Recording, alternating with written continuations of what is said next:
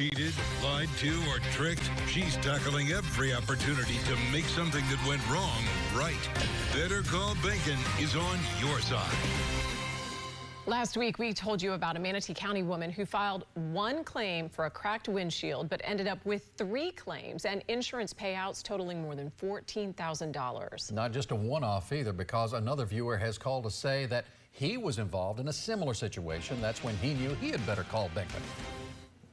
Jen Keith, this viewer not only recounts a nearly identical story of how this happens, I took a close look at the bills and discovered that the company named as the payee in both cases is the same Sarasota company. Oh, it's nauseating. It's just out-and-out thievery.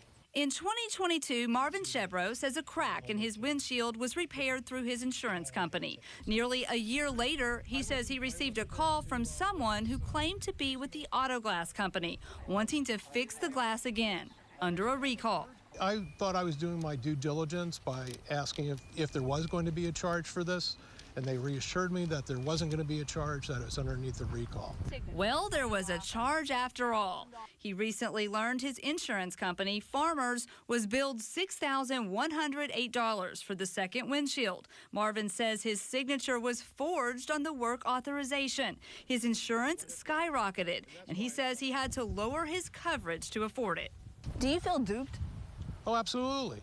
I think I've been duped, and the whole industry has been duped. What did you think when you saw the $6,000 bill with your supposed initials on it?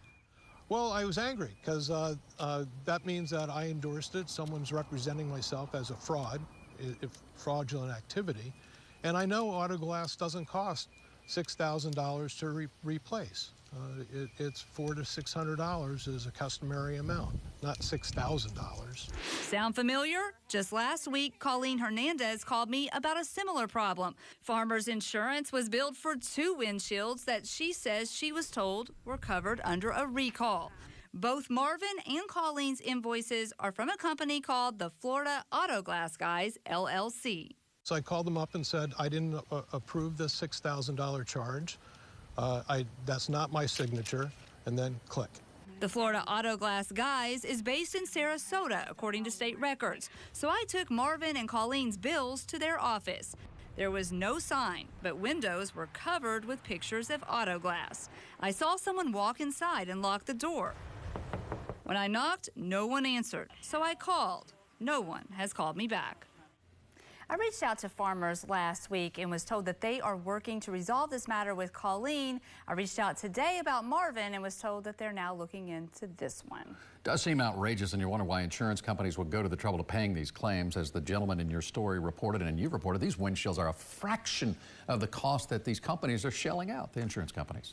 They are worth a fraction of it. Industry experts tell me that the average windshield claim in Florida is, as Marvin said, about $500. Thousands of dollars? Well, that is raising some eyebrows. But I'm told that insurance companies often just pay the amount billed due to a high number of lawsuits filed by auto glass companies. So that is what I'm looking into next. This story just seems to go and go. Yeah, you ever hear of Pandora's box? You just may have cracked it open. Pun intended. Thank you, Shannon. If you have a problem that needs solving, you better call Bacon. There's the number, 1-855-BACON, or you can always reach her on Facebook at WFLA Shannon.